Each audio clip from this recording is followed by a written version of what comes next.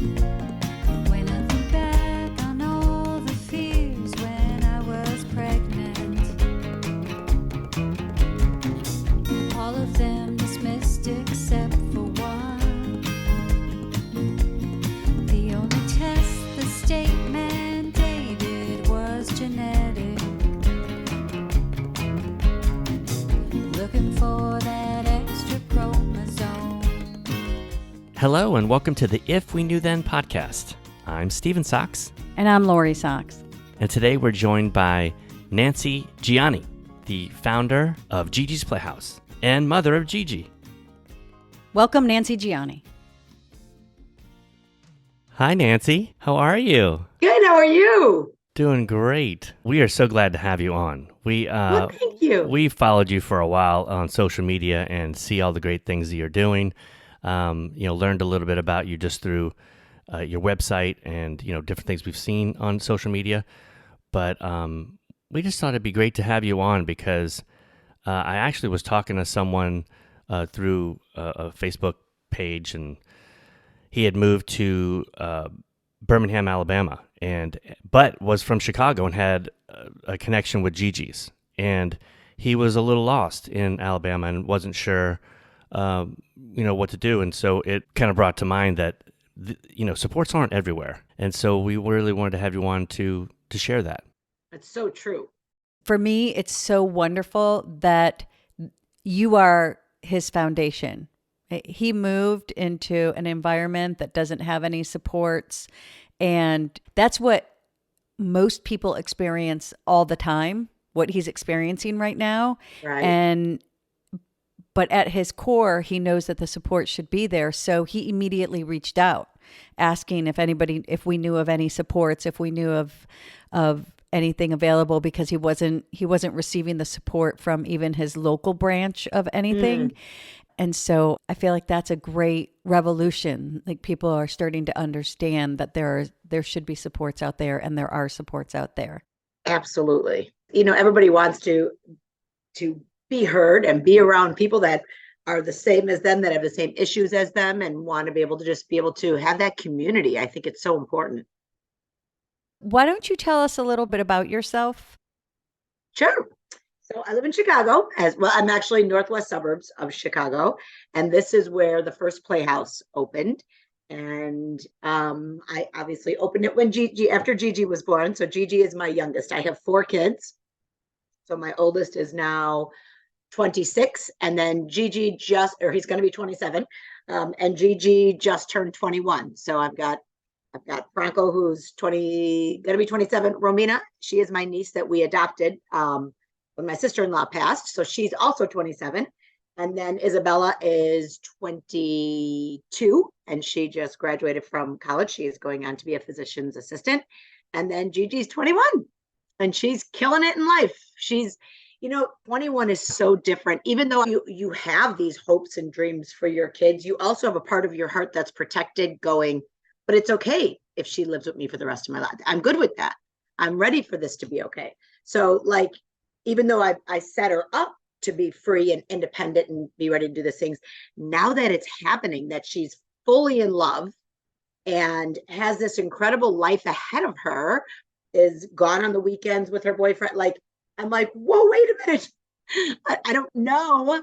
And my mom told me that too. When I started GiGi's Playhouse, she goes, you're setting her up to be extremely independent and on her own. And she goes, how are you going to feel about that? I go, Mom, I'll worry about that when it happens, but that's what I want. But it is different when it does happen. So yes, Gigi, now I wish I knew then what I know now, the life she was going to have. And it was when she was 1 is when she was actually 4 months old when I was putting her to bed one night.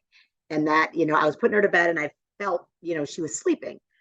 I felt that low muscle tone, just that heaviness that they carry around every single day of their lives. Every day, it's like they have this weight pushing them down, but they're always striving to be up. And I remember pushing her, laying her down and feeling that low muscle tone. And I made a promise to her that night that I was going to change the way the world saw her and all of her friends with Down syndrome. And I remember I put her down, and in that moment, I stopped myself, well, now what the hell? What does that mean? What does that mean? How, am I going to raise, at that time, I was like, Am I going to raise $1 million? And what is that going to do? Like, how am I going to have an impact? Am I going to make her this incredible prodigy? Am I just going to put every ounce of my energy into her? Like, and it was just trying to figure out, okay, I just made this promise. So what does that mean? And the best thing I could think of was to open up the world to her, to let people see their tremendous potential, not in just her, not just grow her as an individual, but show the world the tremendous potential of individuals with Down syndrome. And that was, really I wanted that in my own community too, because I had my other kids and I was so afraid for them. When Gigi was born, there was so much negativity around the diagnosis. And like, I just remember the way I was being treated, and not in a bad way, but medically they took good care of me. But we were the cool, fun couple when we got there until we had the baby with Down syndrome. And then we were put in that room. And then, there wasn't the eye contact that we had before. There wasn't the fun. The fun all went away.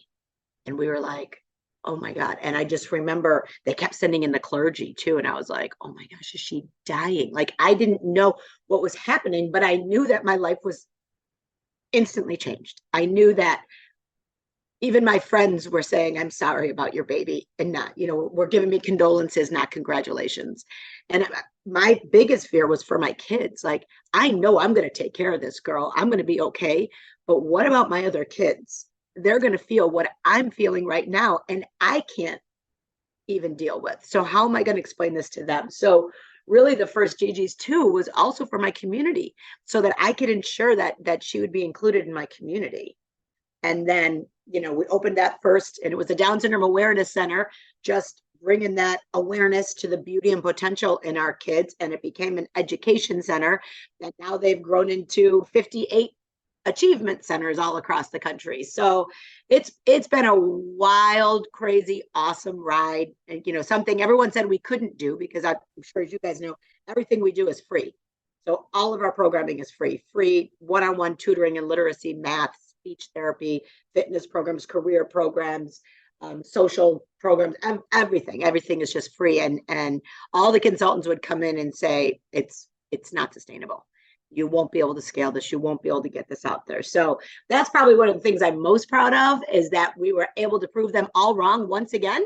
So the naysayers out there who would also doubt our kids also doubted me, and the tremendous population of parents and believers out there in this world that want to change the world for not only their child, but for everybody, for anybody who may appear to be different. So here we are. You talk about that diagnosis and the negativity that started just then, and how the fun left the room. It wasn't just the opposite. Isn't that just the opposite? I mean, Right, the right. fun should increase. I mean, we know, like our podcast. If we knew then, if we knew where we're at now, man, that diagnosis would have come across so much differently. And in fact, if our doctors had known, then it would have been given to us so differently. Yes.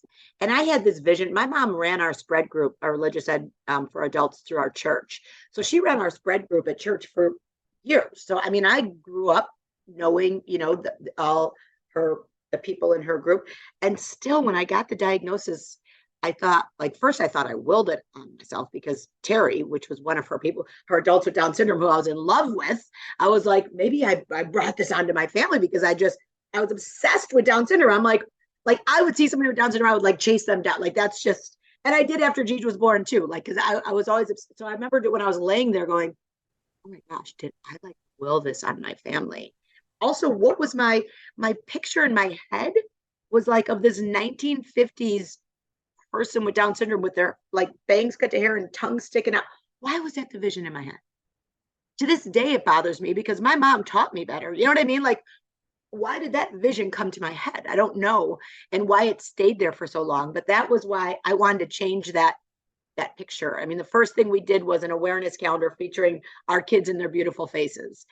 I wanted everybody to remember a different face than what I remembered, and a different brochure. They sent me something. Gigi was born in 2002, and I'm telling you, the stuff they showed me was from early 80s, for sure. Early 80s. I was like, I am not joining that club. Yeah, totally. That picture, we've discussed that before. Well, I think that what you're talking about, and when you were talking about when you received the diagnosis, the three main fears that parents talk about: will my child live? What will the impact be? How am I going to do this? And I I, I want to inform parents that the misperceptions that were fed to us were like in that 1950s pamphlet driven by the medical community, and they created this misperception, and then they propagated it, and then they made sure that our like, now there are therapies. If your vision was that you saw an individual with a tongue protruding, there are exercises and there are surgeries and there are things that we can do to support our children. But what happened was when someone was born with Down syndrome, there were no therapies Yeah, they given. weren't engaged. They weren't engaged. There wasn't an education. They were denied surgeries and died. And so this system propagated the belief and then sent it out to society, and then it was on us, and that's what we're given as fact, and that's what we're given as truth, and then it continues to propagate fear. It's all based in fear, not our fears, but society's fears from a long time ago, and that becomes the reality. And then when we start to experience this path, it becomes guilt for us because we think, oh my gosh, what were my thoughts? And we've talked to so many parents that they feel guilty for thinking, I'll never play ball with my son. My child's going to die. My child will have, but that was what was given us. And I think that's what we're trying to do, is we're trying to change that story. So when individuals receive a diagnosis, that it is the fun enters the room, the party enters the room, because aside from some of the challenges, the medical challenges that are there, but treatable with supports and surgeries. But besides that, real fear that every child is susceptible to, not just children with an extra chromosome.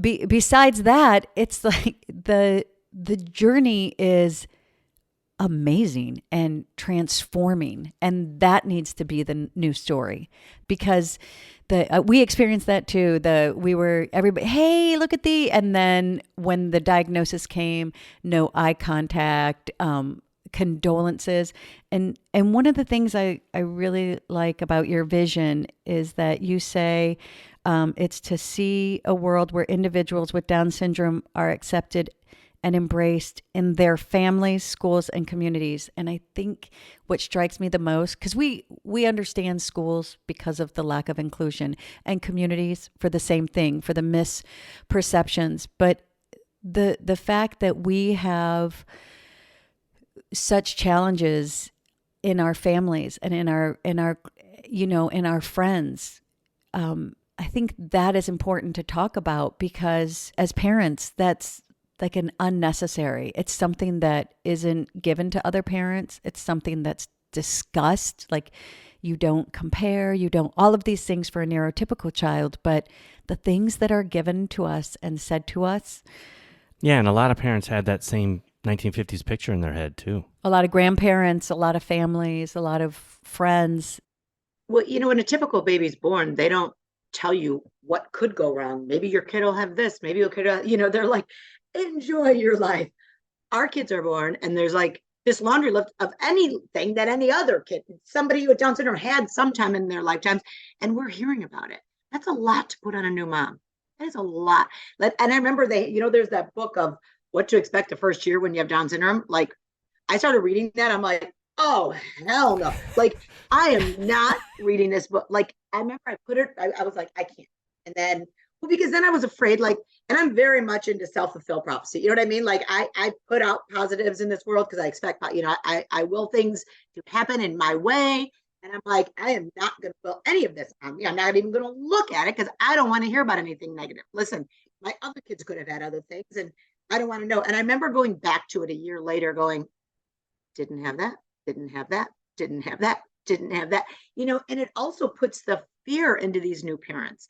And that's why it's always so important to me, choking, whatever it is. So these parents aren't actually, even starting their kids on food because they're so afraid that they're going to choke, that now they're only accelerating, like the process of them having speech issues even worse because they're doing things because they're afraid.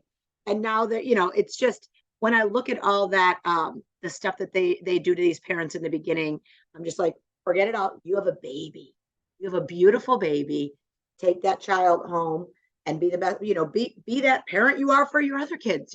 Our kids need the same thing. They need love. They need guidance. That's what you need to give them. And just, they need high expectations. For me, that was always the number one thing I can give Gigi. I tell every new parent, and I'm so blessed to have so many new parents, but I tell every new parent who walks into a Playhouse, I know our kids are awesome and adorable and so cute, but the harder we are on them, the stronger they're going to be. Don't give in. Don't put that extra hole in the nipples so that they don't have to suck so hard. Don't make things easy for them because they have to work harder to do what comes naturally to the rest of us. So if we enable them, we're hurting them. And I think it's such an important piece for new families to understand that, because our kids are the strongest. They're so darn strong.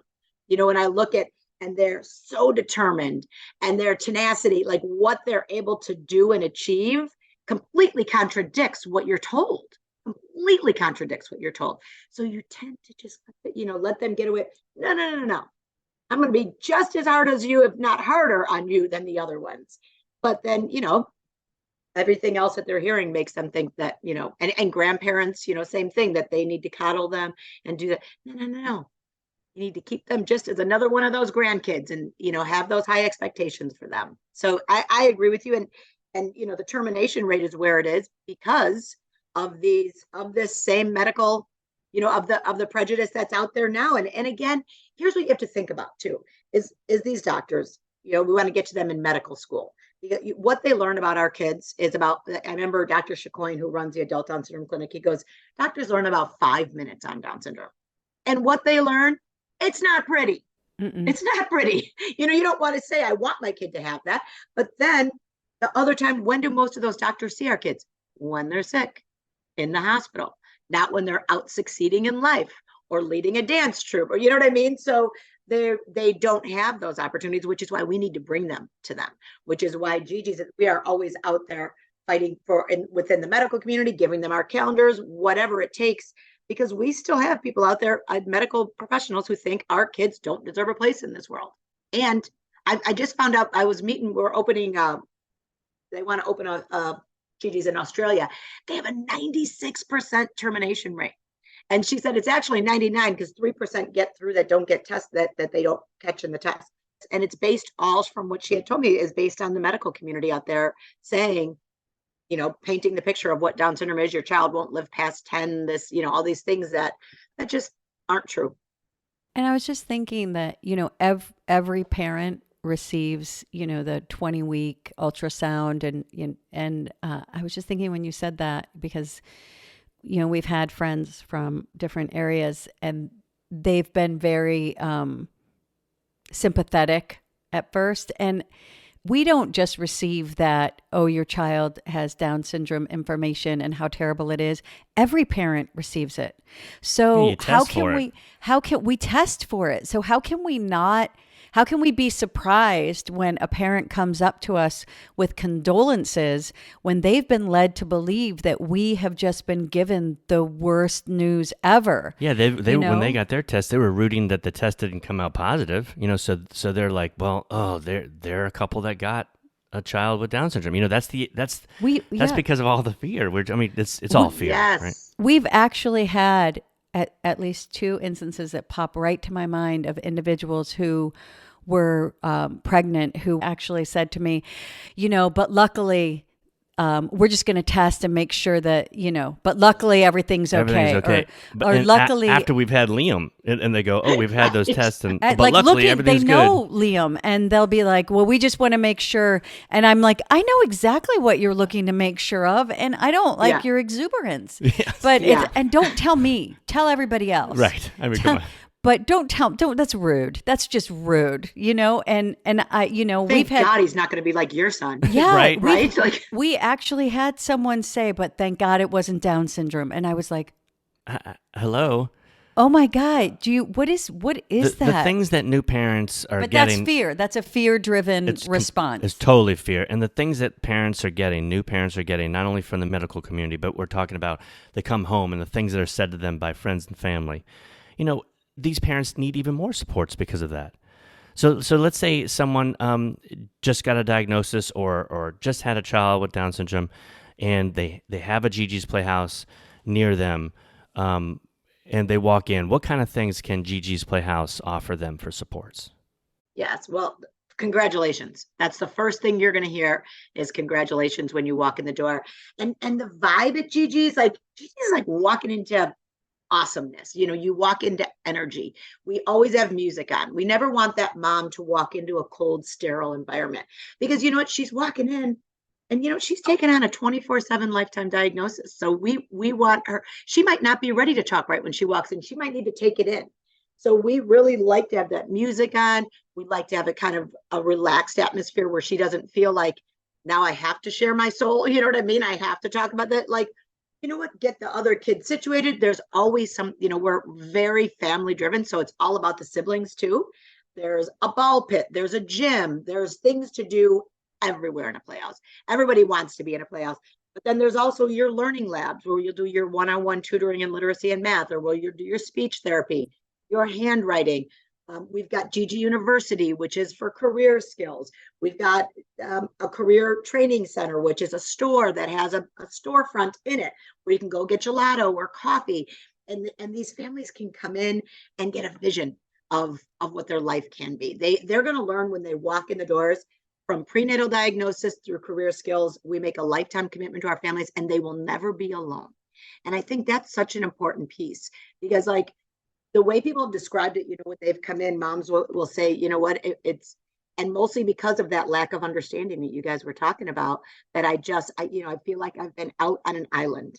I feel like I had this baby and I've been like on this island, and now I'm coming into Gigi's and it's like a whole new world is opening up for me. Like that was my bridge to get in there, but they're almost fearful to come in for the first time, because you're getting outside of your bubble of I'm just going to protect and hold this baby and do, and you're going, this is it.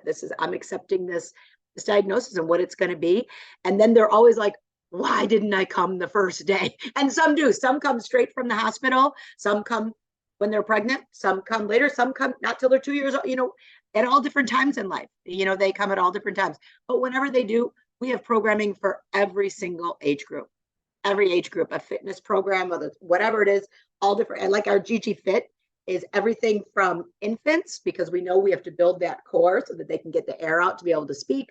Our Gigi Fit class goes infant, toddler, school age, teen, adult, and even caretaker. So we hit every different part of the family, and the kids are there. The siblings are there. They're making lifelong friends. It's really a magical place. So that's the feeling you kind of get in there, and then you're never going to be alone.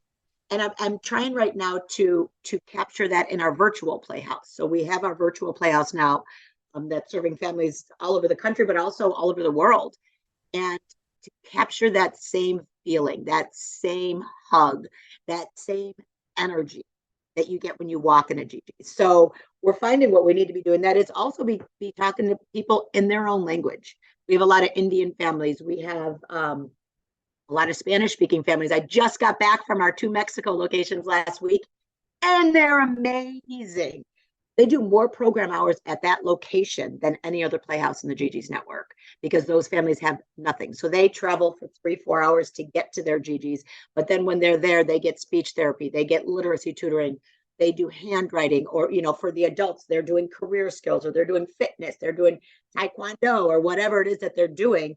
But they're there for a longer amount of time because that amazing team at our Mexico location knows how far those families have come to get there. So they give you, when you walk in, like a passport, and on your passport it'll tell you where you're going today, and you're going to go to literacy first, and then you're going to go here, and just making the most out of that time because they won't get it if they don't get it at Gigi's. And so we just opened a second location there in San Juan del Rio. So we got to see that and just the gratitude of the families, and in a culture where, many cultures don't accept disabilities, Down syndrome especially.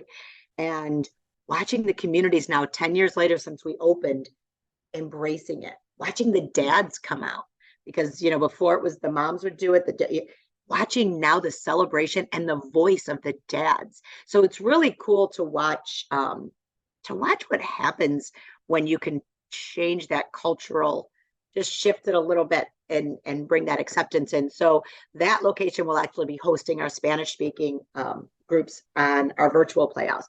So we hope to be able to, through our virtual Playhouse, get to those families who don't have anything, but still get that same vibe, that same energy. I want to use AI to kind of put it together, to have like, a bopping Nancy and Gigi on the page when you walk on, or something.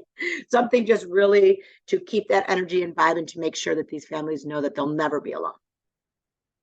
Just having literary training and handwriting and your math supports and tutoring, that sends the message that, yeah, your kids can, they just need supports. Absolutely. My typical kids needed help, but they all had tutors. That's what I don't understand. Like, why do we think our kids with Down syndrome aren't going to need tutors? My typical kids needed tutors, and that's okay. Do it. Take the time. Invest in your children. You know what I mean? I invested in my other ones. Of course, I'm going to invest in her. And I'm telling you, the way she reads, the way Gigi reads now, and she's still in the literacy program. I'm never taking her out of that. I'm like, it's free. It's every week. Somebody else. And she's with a tutor. Why is that tutor there? Because she wants to teach and help people. Thank you, God. So Gigi gets to go, and anybody who's in that tutor gets to go meet with somebody besides family or mom, or you know what I mean, who and impress them with her skills, and it's awesome. I will take advantage of Gigi's programs is forever, and her reading gets better and better. Her articulation, it helps in her speech, it helps in everything that she does. I mean, she's going to be a lifelong learner, and I'm happy about that, because with our kids, a lot of times we know that repetition is everything, and it's a lot easier when someone else is doing that work for you sometimes, and then you can just reinforce it at home. Yeah, and like every kid, I mean, a lot of times our typical teenage daughter, doesn't want to hear dad tell her again about certain things, or mom tell her certain things. I mean, how many times do we see one of our, Sophia will go out and hear something that we've told her for a while, but it connects when someone else tells her. 100%. 100%. You do know why there's a separation, but there shouldn't be a separation. And I think it would bring so much ease to parents if society would stop telling us that there's a separation, because there's not. No. Maybe Liam will achieve a goal a little bit later. Maybe it takes a little longer, but maybe it doesn't. Yeah. That's the weight. When you talk about lifting Gigi when she was just a baby and feeling that weight, that's like, you felt the weight. I don't think they much feel the weight, but you felt the weight, and it's the weight that weight that tells you that it should be different. But that's the thing, is to change that message, because you get here and you're like, well, it's the same. It's the same. Yeah. It's the same. And honestly, sometimes you can tell that to new parents, and they look at you like you're just saying that to be nice. Right. But it is Totally. the same. When there's a certain place that you get to and you go, oh my gosh, I've been putting so much energy into feeding that, what was fed to me, and keeping that machine going, but it's not. Maybe it's a little, it looks different, but aren't we told that about every child? Every child, it looks different. There's no pattern for the same child ever. So if we could go back and just give that message, just keep going. And when you get someplace, just like you do with your neurotypical child, be there then, and then figure it out. Don't just have them carry all these might happens their whole life. And those might happens are the weight that is on them, because it's restricting them, it's pushing them down, it's telling the schools that they're not going to be capable of keeping them in that classroom or where they need to be. I said, and my kids too were like, Mom, please don't let her go to Barrington High School, my high school, which is a very nice high school.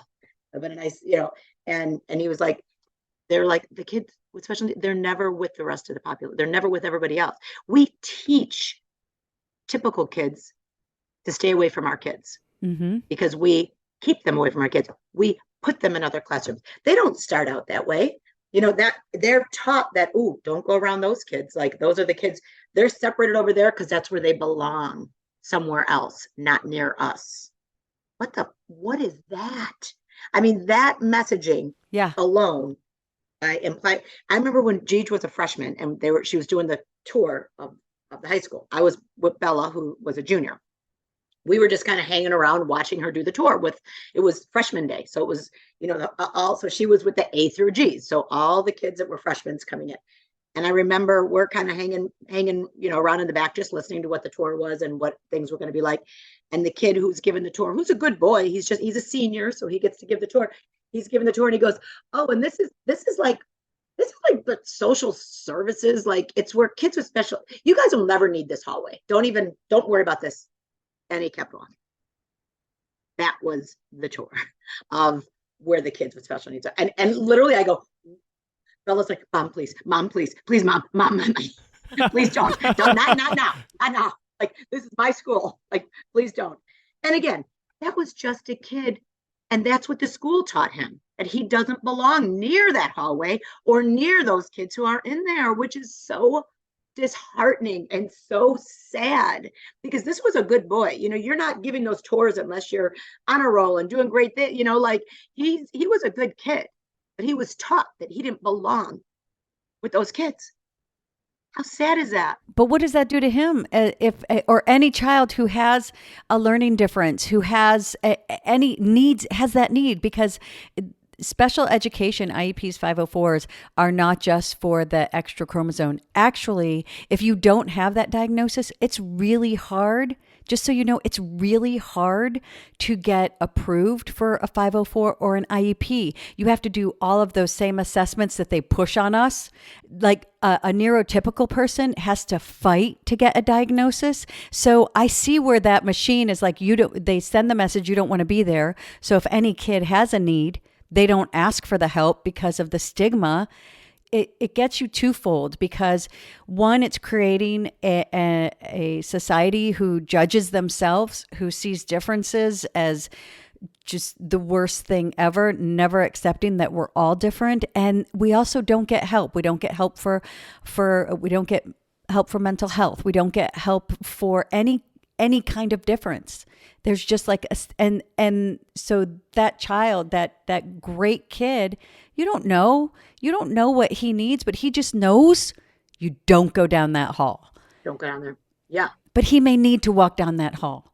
Right. And you don't know the gifts that are down that that's hall. The shame that's put on it. Yeah. Right. And then you look at individuals with different needs and with different diagnoses, and it's just like this giant cesspool that it creates. No, it does. It create, and plus that kid's never going to interact with an adult or child with Down syndrome in an educational setting, right? Maybe in another way, but not in where you would put emphasis and focus, like education or the workforce. And then we understand why our kids aren't getting hired for jobs or thought of as being, in a workforce, because this good kid's going to maybe be an employer one day or a teacher. Yeah, we just need to change the entire thought process of how our society thinks about learning differences.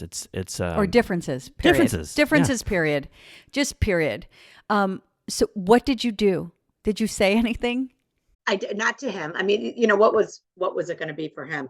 And believe me, I've been saying it with the school. Like, they see that the kids should be separated. That's just the way it is. That's where they're at. I mean, I've brought it up. I told them what had happened. They, of course, apologized and said, well, we'll make sure that when we teach the tour that we tell what you know what, too late for that, because it's not the tour. It's him being in school the last 3 years in this school and you keeping everybody separate over there. So it's not the tour. It was the way he's been taught through your school to just separate and not have those kids and not be near those kids. And I still try with the schools. It's just, it's like, I don't know how we're going to make that change. We started at GiGi's. We started Generation G back in like 2014. Generation G is a conscious decision to be better every single day. Be generous, be kind, be accepting. Simple to do. You put a G in your hand with a heart on it, post it on social media. It's a simple thing. You take the pledge with your with your kids. take the pledge at iacceptyou.org. We try to get families, we try to get schools together to do this. We have Gen G clubs in a lot of the high schools. My daughter Bella then started the Gen G club at Barrington High School to try to bring all the kids together, which helps a little bit. But it only helps the people that you can get to listen. You know what I mean? They all signed the pledge, which was great. So they did have a nice base. I think the kids did a good job. But again, this is also the administration and what they're showing those kids. I think administration forgets that discrimination, especially against anybody because they have a disability, is still discrimination. It's but it's discrimination in a big way. Like, you know what I mean? It's like, and also the law is FAPE. I mean, the civil right. And what happens is that if you get an administration that's on the same on board with the same message, then they pretend that other stuff is the opinion and theirs is the fact, but in fact, their stance is opinion and the other stuff is a civil right. So I'm just waiting. There will be a time when these schools are held accountable. Yeah, because you're like, oh, this is a good school, right? We came from the same place. Hey, but you we're can't in a great fight school every district. fight. You know what I mean? You yourself cannot fight every fight. And you're doing all of this stuff that's great for the community. And then you go into this situation, but don't you as a parent go, I need to fight this fight too. And then you feel a little bit of guilt. And then you feel like you failed in some way.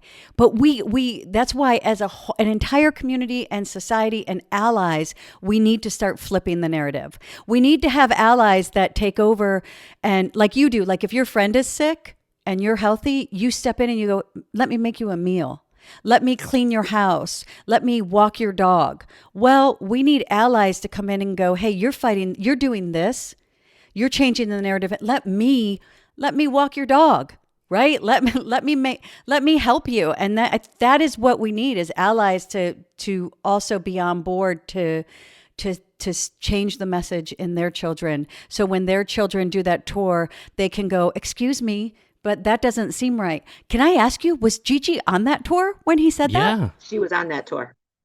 He obviously wasn't paying attention to who was on it. He doesn't. She didn't know that was her hallway. She didn't know that was where things were going to be. She thought she was going to be in the whole school like everybody else because that was the tour she was on. Right. She didn't know that she was going to be one of the ones in that hallway. But isn't that an example? He doesn't see Gigi as a different hallway. Yeah, he didn't see it. Right. Gigi, he doesn't even know what he's talking about when he says this. Right. Is, like he has absolutely no idea because there's Gigi, right? Right. If there was inclusion, probably starting in elementary school for him, his idea of when he would have been on that tour and the way he talked about that hallway would be completely different. There might not be a hallway. Yeah, there may not be a hallway, right? It shouldn't be a hallway. No. It should be like hallway. You guys, I'm telling you, I'm really, my son, Franco, who's now, ironically, he's the one who drew, when he was 6 years old, he drew the very first GiGi's Playhouse logo. Oh. And I know, isn't that crazy? And we still use parts of it. We still use the GiGi's Playhouse. But when he drew it, it's 4 kids holding hands like this. They have G's on their shirts, the first original logo. And now, ironically, he works and does advocacy and marketing for us.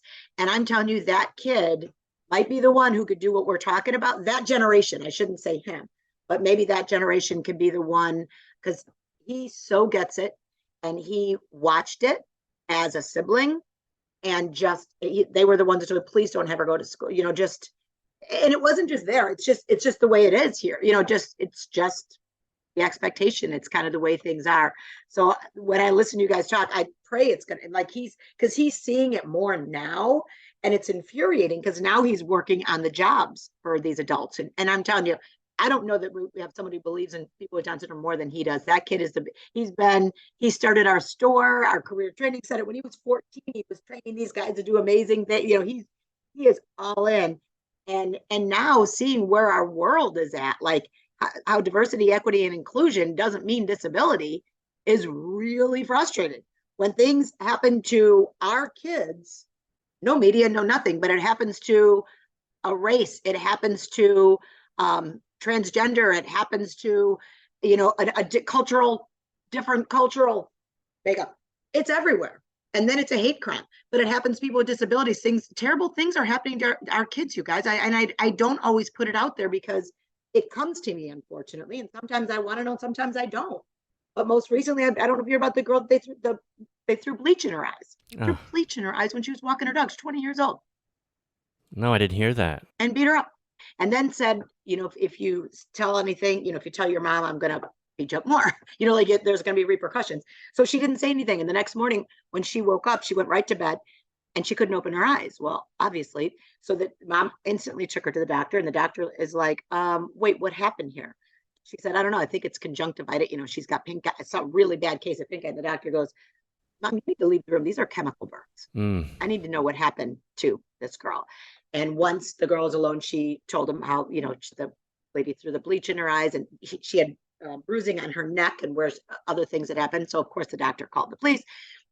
There wasn't an arrest. There wasn't a news story. They called the local news. Can you imagine? That's not a hate crime because this girl wears her diagnosis on her face. She's a victim, and we're doing nothing about this. Like, no, not okay. And it's not a story. If that was any other marginalized group, there would have been hell to pay. Yeah, we talk about that in education too. When it's like This is, yeah, Go ahead, but this is what I think. You said it. If it was another marginalized group, they use social media. We are the voice of our children. Yes. And we That's exactly have it. already been fed. One, we've been fed so much fear. Two, when someone threatens our child, we actually buy into that threat, but we propagate the threat and enable it by not putting those people as accountable. And that's one of the things that why are we so polite? Why do we, I believe in peace. I believe in kindness and empathy and compassion. And we can do that gently, but we can also be fierce. We don't have to, it doesn't have to be a choice. We can continue to be good humans and make people accountable. Our son was denied a civil right to an education, told like he didn't receive an education at a very nice school. Like we're just not going to uphold faith or idea. We're just not going to do it.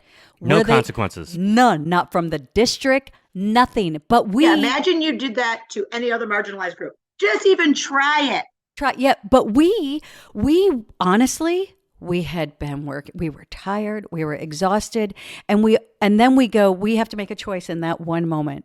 We either put all our energy into this negative, horrible stuff or continue to put our energy into our child who still needs it. Like our child still needed the support. We needed to find a different placement. We needed to make sure he was receiving his education every day. So we sat with him. We didn't have additional time to fight the fight. That's where allies come in. Also, jump on social media. I mean, you're going to have what are those people that say bad things? You're going to have some of those people follow Trolls, you. yeah. But Trolls. you're going to have some trolls, but they belong under a bridge. We've read Rumpelstiltskin, but you're going to also have a lot of people who go, oh, that's wrong. And this is the generation. This is the This new generation of change. will stand up. Yeah. And I think if you look, we have on that iacceptyou.org page, I do share stories of the bad stuff for people who choose to watch. You know what I mean? I do say it in my newsletters. And sometimes, the hard part for me is it's for those new parents that you don't want them traumatized. But then again, you know what I mean? The word has to get out. So there's like this fine line of, do you tell? Because they are also the army that can stop this. But then again, I want to protect them from it. But you know what? It's out there. It's unfortunately the way the world is. So on our iacceptyou.org page, we do have, for people who choose to want to know what's happening, we're putting some of the stories up that happen. Well, that's where, allies really But you help, need allies. That needs to be on Instagram. That needs to be on Facebook. That needs to be everywhere when I see so people someone, see a it. marginalized group being harassed, I mean, I'll stand up and man, I got 10 people behind me going, yeah, that's not right. And you get more of this, oh, that's too bad or something, or I'm not going to get involved or what. But it's scary. I won't deny it's scary. And honestly, I think about any time that I have told anyone about Liam's denial of an education. Like, why did you change schools? Your Carpenter is such a great school. Well, they denied him his education. They violated his civil right to an education. They denied him his supports. They didn't uphold his IEP. They're astounded. They're astounded, but there's not a lot of activity to fight. Like, you also had this idea of like, but my kid's going to school. I have this idea how great of a school it is. I'm not really gonna like be aggressive about changing something It's not because my fight. I feel Yes. like the school's so great, right? It's so great. But think about any fight that has change, anything, women's rights, right? Anything that has had change. We need to be persistent in telling the stories. We need to be honest. Like, we don't need to be covering up. Yeah, okay, maybe we don't need to just be like, I know sometimes I feel like I'm just like, I can walk down Ventura and past Carpenter Street where the school is and be like, they are horrible violators of a civil right. But then part of me goes, why not, Lori? Why not? Why not? When people ask me, did your kid go to Carpenter? Why not? Instead of going, well, they're great for neurotypicals. They're not great for neurotypicals because they propagate segregation. That's what they do. And you call it what it is, and allow others to come to the same conclusion. Allow others to be empowered by knowledge. And I really do believe if we start to uncover and stop covering up for the injustice, like someone threw bleach in my daughter's eyes. This is the video I have. This is the threat they gave. If anything else, I've gone to the police, but they won't help me. Now it's a liability on the police department. Let you speak and speak now and keep speaking until the people go, whoa, whoa, whoa, because nobody wants to look bad. Nobody wants to look bad, and they will start to make changes because they have to make changes. Do you know what I mean? Make 'em. We have to make it a hate crime. I'm telling you, like I said, to me, if that was cultural, if that was race, if that was gender, that would have been a hate crime. By definition, it's a hate crime, and But that they just don't they're uphold it. pretending that it's not a hate crime. Yes, I call this mom who's now so afraid the state will just that they're going to take her kid that she's like, it's okay. I go, no, I have lawyers. I have people. We can do this, but we got to stand up and take this stand and let people see it won't be tolerated and that it would be a hate crime. It is a hate crime. It is by definition a hate crime. They're just trying to make you believe that it's not. Just like when you sat in your IEP. It is FAPE an idea. They're just trying to make you pretend that it's not. And I'm telling you, it's just social media. We need to jump on, we just need to jump on. We have these tools at hand that bring attention. And you said it, the mom is afraid. These parents, we have been fed fear Every step of the way. I had a regional center officer one time make me think that because in order to deny a service they were denying, well, if you say that, they'll take your child. And I was like, you can't just, first of all, do you know how hard it is to take a child?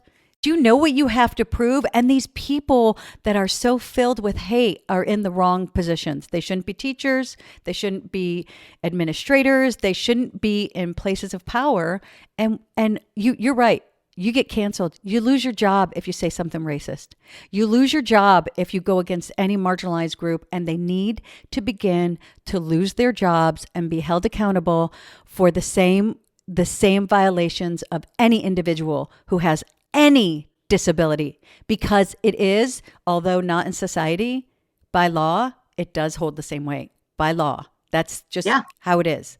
But GiGi's Playhouse, just how do we transition back? No, we go. Well, because you are making the difference. I think we're all very passionate about this. We're very passionate. Yes. Totally. No, I'm so glad to know you guys. I can't wait to tell Franco that wherever we can get more ammunition and talk to more people with more that believe this in exactly the way that you do. That's getting all those powerhouses together, and that's how we create that change.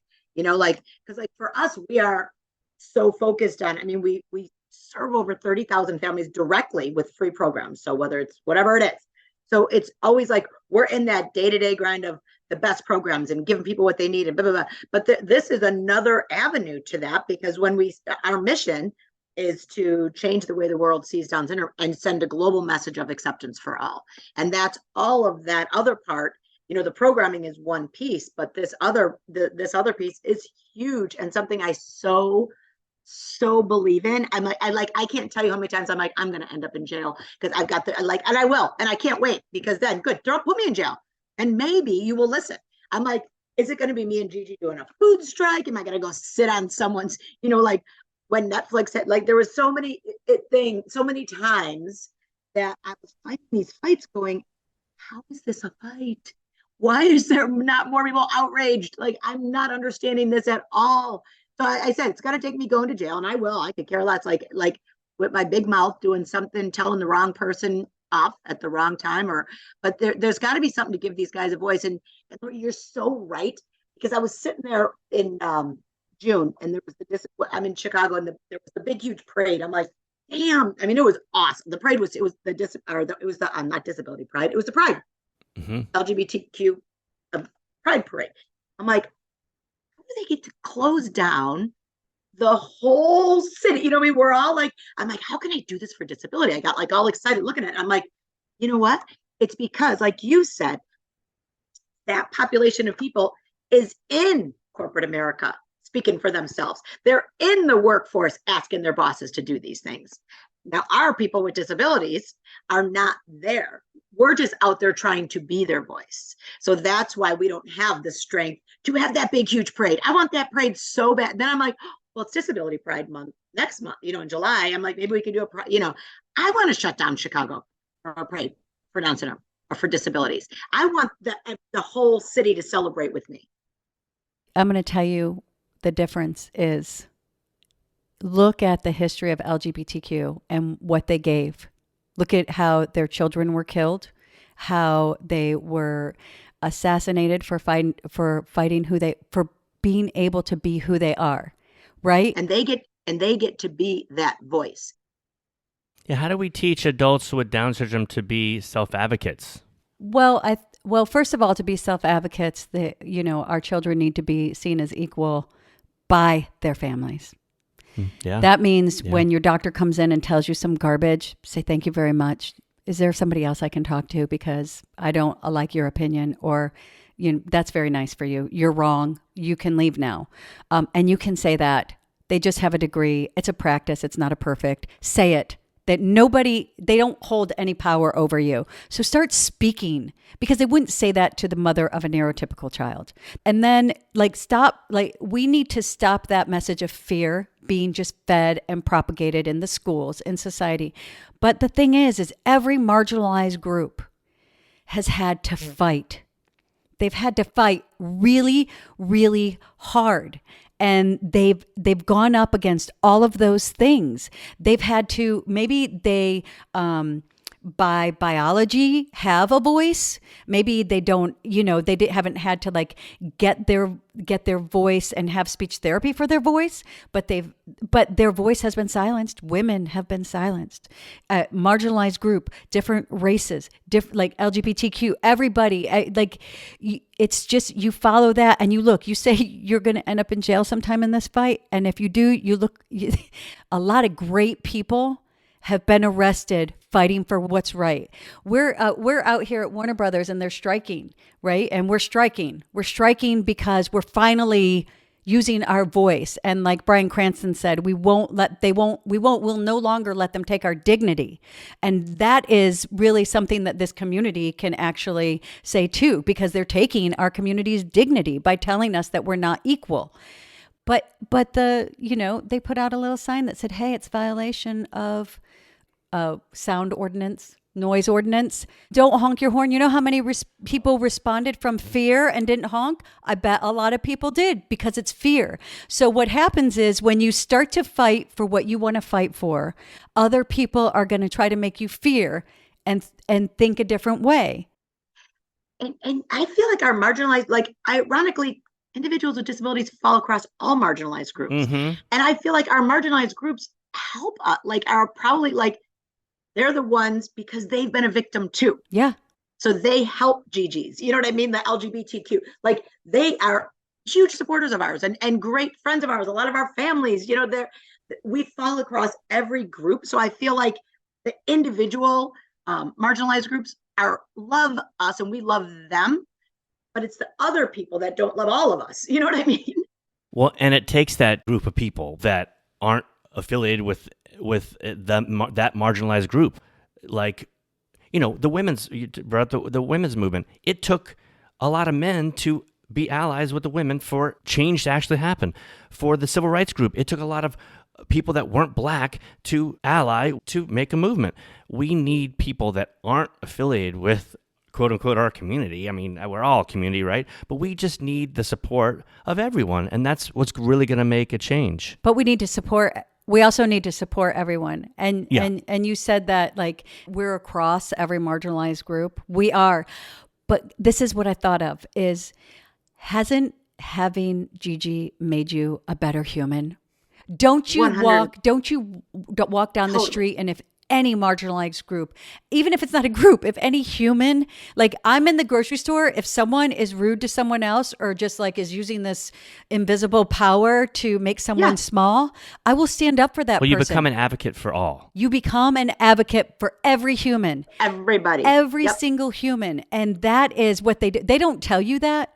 They don't tell you What, a when you diagnosis? receive the diagnosis, you are going to become a firebomb of a human. I don't know what humanity path you've been on right now, but that is about to change. And if you want to find out what your purpose is, it's about to become just so beyond, because like I might have been kind, I might have been compassionate and empathetic, but I understand what it means to have like a civil right denied that is unthinkable to a lot of people. And because I know it's real, I stand up for everyone. I stand up for everyone, because people will go, well, that's probably not what it is. No, it is what it is, because it does happen. But hasn't Gigi just made you this person who commits your life to changing the path for other people? 100%. You're making a change, and you probably wouldn't have done it if you wouldn't have had Gigi. No, because you can't do it in that same place like you were talking about. Like if you weren't Liam's mom, you wouldn't be able to do it in the same way and as passionately. No way. I thank God every day. I'm trying to think this morning. I'm like, I said thank you to God for something. I don't even know what it was. And I was like, because she makes me see things the right way. She makes me see life in a different way, makes me a protector, like you said, like anybody. I am in for the fight. Are you kidding me right now? Like you said, you see someone at the store, you're like, I'm instantly in. It doesn't matter where it is, what's happening, I am in. Well, do you mind if I move on, just change a little bit and just ask you, there was a question I want to ask. What's the future of GiGi's? We've heard so much about the programs for up to 3 and then, middle life and adult life. What's GiGi's future look like? The GiGi's Playhouse. GiGi's Playhouse, yes. I would say I really think our way forward that's really going to help is the virtual Playhouse, and being an interactive, safe place, whether it's for inner cities, rural, or other countries. I really think that's where I'm going to be doing a lot of focusing on. I know how to scale in the US. I know how to help in the US. And again, we never push into a market. People come to us, they want to do these things, and that's how a GiGi's Playhouse is born. And then we give them the model and help them do it. But I do think helping in areas that, again, we're talking about these marginalized groups. There's many marginalized groups that haven't been given what other people have, because GiGi's Playhouse used to be a place only. And now that it will be a virtual space, it will be there for everybody, where everybody can get served. And like I said, in Mexico, they drive 4 hours to have to get to a Playhouse. We want to be able to serve them with that same magical experience through our interactive virtual Playhouse. So I think a big focus of it will be on future of where tech can take us, where AI can take us. And I do think there's still a need in areas to have that home base. I would love for the Playhouses, the virtual Playhouse, to be serving people worldwide, but everybody would still have that home base to still be able to provide Playhouses all over the country and all over the world, where people can feel safe and grow and learn and share those positive experiences and the high expectations. So many times, like you were talking about, Lori, like when they tell you, when people say you're going to, be nothing, you can make yourself be nothing. When people say, someone told Gigi the other day, they were, she works out all the time. And they were like, Gigi, you know what? It's time for you to start running. You got to do a 5K. Like you can run miles, like you can be running. And she goes, oh, I can't do that. And her trainer goes, well, can't isn't in your vocabulary, then she goes, well, then I won't do it. She just she just knows she doesn't want to. She's not a runner and that's not her thing. But putting those high expectations, I know I love that. She was like, okay, well then I just won't. Okay. So how's that? I don't want to run. I'm not a runner. And I get that. So I know where she was coming from. But I think putting the GiGi's puts that high expectation and the sky's the limit into those families that were told their kids were going to be less than, that are, they put our kids on that separate chart. I'm like, don't you dare put me on a Down syndrome chart. Like, where is she at? Is she healthy? I don't need to know that where her weight falls against someone else. I mean, to me, developmental milestones, all that stuff is, with GiGi's, we do not work on developmental milestones. Our metrics are all based on purposeful progressions. You started here, we need you to get here. Whether it's reading one more word, doing one more sit-up, whatever it is, just do a little better than you did the day before. That's all we ask. That's what GiGi's is. That's what, and every day you grow and every day you're celebrated. So I would just still love, even though the virtual Playhouse is a very big focus and there's a lot of need in other places, I think that we still need that hub for them to be able to get there. So I've got a lot of work to do, you guys. That kind of answers that that question I kind of posed at the beginning of that listener that lives in Alabama that was looking for supports. At least that virtual aspect of GiGi's Playhouse could maybe bridge a gap there. And there's also the possibility of reaching out and working to open your own GiGi's in Alabama, Playhouse. right? That's how you make the, if that's a possibility, that's all of that. We'll leave the links on the show notes. And people are usually surprised when they do it, because they'll usually find out there's more people in your area that are looking to do the same thing. And when we start connecting those people, and most of them are connectors themselves by just doing the outreach. And that's when like a team begins to form, because a lot of times there's places that warrant a brick and mortar that they should have one, but they don't have the right leader in place, or they don't, that they don't have the a diverse board, or they don't have the right, so it's a matter of just building that. So Birmingham, they might even be in a good place right now that they could be starting, and we don't even know. And I don't know, but we've got a growth team that handles all that. But they could just, even if they just hook them up with other like-minded people, that's great. Whether they find something there or they start something on their own, it's just a matter of that they're able to feel that connection with someone and know that they're not alone. I think that's always the most important thing. I just want that to sit there for a minute so that people can hear that. And connection really matters. So everything is possible, right? Everything is possible, just like GiGi said. Well, I just don't want to. And that's okay too. I don't want to. Yeah. I love her trainer, for who said, you can, that because that's who we need. And those are the people we need in our kids' life. And those are the only people we let in our lives as well. Right? Totally. Because then you start to look around and go, what toxic stuff am I allowing? Yeah. I have to know, did she go to that high school? She did. And how'd that go? Well, it went okay. The thing is with the high school, it's the teachers are awesome. It's the administration. The teachers' hands are tied. They know it, and their hands are tied. So they did great work with her. So thank you, God, for that. Like I'm grateful for what those teachers did, even though they were bound and tied by what the administration was doing. She still had really good people who cared about her, who loved her. They couldn't change what the school didn't want to do. They weren't going to put her in a science class, even though, like when she started middle school, this is the district I'm in, and it's a beautiful district. I live in a nice district. But she started middle school, so she was the first one in second grade. She knew all of her state capitals. She knew all of the planet. She was a learner, and she's a visual learner. And I always ask them to teach her the way she learns, and she will learn. And we do these educator symposiums to help our teachers learn the way our kids learn, and they were successful.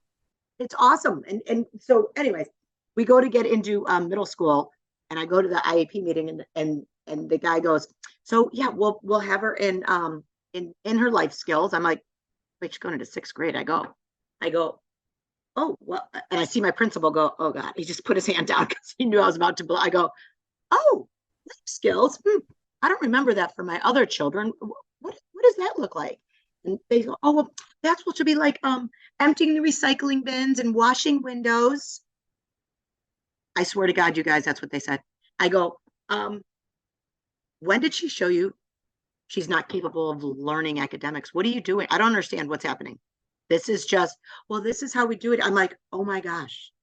I said, well, she will not be washing anyone's windows but mine and not changing any recycling bin. Are you out of your mind? But that is how they treat the kids with special needs. 6th grade. I go, she's 11. When did she show you she stopped learning? Terrible. I still can't. I can't tell you how many schools do that. Life skills in 6th grade. It makes my head want to like explode. And it does, and it's still happening. But here, I want parents who've been offered life skills in 6th grade to know that the burden on the non-education of your child, the burden lays on the school. And it isn't your child can't learn, so we're going to have her take out the recycling. You know what? Give your janitor more hours because they need them. Okay? Yes.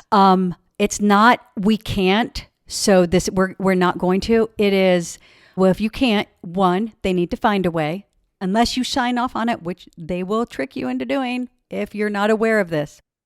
They must either pay someone to educate your child or figure out how to do it. If they can't figure it out, and parents, please do this in your IEPs, this is what we're going to do. Okay, well, how are you going to, this is my evidence shows she's still learning. So how are you going to, you don't think she can learn science? Well, how do you propose that you're going to teach her science? You tell me what supports you're going to implement. You tell me what you are going to do. Have to. Because the responsibility is not on the parent. It's on the educator. Mm-hmm. Please know it's your civil right to an education. If they refuse, they can pay. Well, they had to, because I wouldn't let her do functional field trips. I go, she doesn't need to go out every week and go eat and keep her at school. Mm-hmm. And they were like, well, I said, I don't care. I don't care what everyone's doing. I care about my daughter. You deal with those parents. I have to laugh about how confident they were about GiGi's skills of recycling or taking out the trash or washing windows. It's like, you want my 11-year-old That's just the to wash mentality your that people have. Is like, well, they can do this. It's like that whole idea of like early on in our journey, we were told, oh, maybe Liam will grow up and bag groceries one day or something. It's like these are stock shelves or whatever it was. And it's like, first of all, completely legitimate jobs. But people work for those jobs. Why have you boxed him into this is this place he's going to be? It's just so odd. Yeah, it's infuriating. And they also do a coffee cart. So on Friday mornings, you take the teacher's coffee and snacks. Oh, this is gross. I am not even kidding. I wish I could make it up. Oh, I wish I could make it up. I'm not making it up.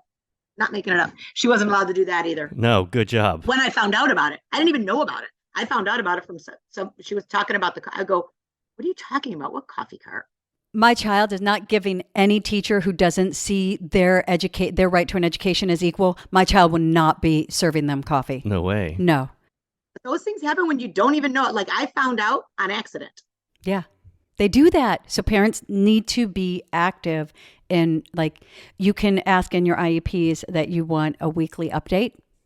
These are things you can participate. It is actually at the end of the IEP form, it asks you questions on the questionnaire. Do you feel like you're an active part? It is your right. Look it up on your district website. Which, can I make one correction to something you said? You said, I live in a nice district. They're not very nice. We used to say that too. We used to say that. There's certain things that are about that district, but as far as any district that does not educate every child, I guess every marginalized nice to have group. to be in quotes because it's like, hey, you live in a upper middle class neighborhood type of thing, a nice funded school, but we can see how the funding does not go to our schools. students. Yeah. The funding does not go where it's supposed to go. Where it's supposed to go. There's actually funding. It doesn't go where it's supposed to go because they get a lot of money. And you know what? Eventually, and I say it so many times on our podcast, eventually someone's going to have a lawyer and schools are going to start to be sued for embezzlement. Yeah. Because if you take Where's the this money going? And our school, our Carpenter Community Charter took the money to educate our son, took the money for his supports. There was one entire year where he did not receive his resource. Where'd that money go? So that is stealing. And eventually someone's going to have some free time and they're going to start suing districts who embezzle from the government. And I want to say that part of my journey, because of all the negativity, I threw a lot of the baby out with the bathwater, like that list that we're given. I want parents to be able to look at it as a tool. You saw your district for what it is. You didn't really have a choice. And so you kept the baby with the bathwater. And I think that is what I would change on my journey. And, parents, sometimes you're in a situation and you can be the biggest advocate, but you're in the situation where you are, right? And you can't make something into what it's not, but you can change it from within, or you can change your journey. Like if you have a school district that doesn't believe in inclusion, just be where you are, but know you still have power in your child's life. You still have the power you can tell your kids, hey, this is a segregated school and this is wrong what they do. But you know what? You have some great teachers who believe in you. Or if their teachers don't believe in them, you say, I believe in you. And the most important thing is for you to believe in you. And it's not what I think you can do, but it's what you know you can do. And you prove yourself wrong when you don't think you can do it, because I guarantee you can do more than you think you can. And if that's the message that we send our kids, they're honestly going to be out of school. And then they have their life ahead of them. And you just let them know that. And you be that message. And that's one thing, because I think that this journey carries a lot of guilt and it carries that weight. And we don't have to. We don't have to. We see what's in front of us. We know it needs to change. And then we change it in the way that we can. And if we're all doing it, then we're going to see the change, right? And that's I just wanted to say that, because I know that there was a lot of guilt when we left Liam's school. We felt like we failed. We didn't change a darn thing with that school. But it's changing, because you know what? Your son and all of his friends that know your daughter and all of your community are going to go out there, and some of them are going to lead districts. Some of them are going to be in politics. They're going to be throughout the world. And that's where we fight for inclusion. And that's how the world changes. Yeah, that's changing. How the world changes. And it's changing. GiGi's Playhouse is changing it. That's right. I'm so happy that you're here. When I was reading on your bio and your mission and everything, I was like, yes, because we don't talk about that. We don't talk about that. You know what? You know what, brother? You know what, best friend? That really hurt my heart, because my child's able. And if that's not how you see them, that's you. But don't put that on me. And I find what I love about this journey is that the new parents don't get it diagnosis, is how, how outstanding our kids are, but how they change their immediate, and then in just so many ways, the world. They do change it in just a beautiful way that the world needs to be changed. And just, I look at your story, I see so many parents who have, opened shops, created businesses, written songs, done all of these things that they would have never done with their life. They would have never done with their life without that extra chromosome. And the siblings too. I said, my kid, when people are like, oh my God, your kids are, I'm like, I could not have made my kids who they are today. They are who they are because of their sister. Yeah. And what she has taught all of us. And thank you, God, for that, because it's different. It is different. And their friends, their friends who have grown up with her, with, as our crazy, 4 teenagers all at once, that like the house was just a madhouse all the time.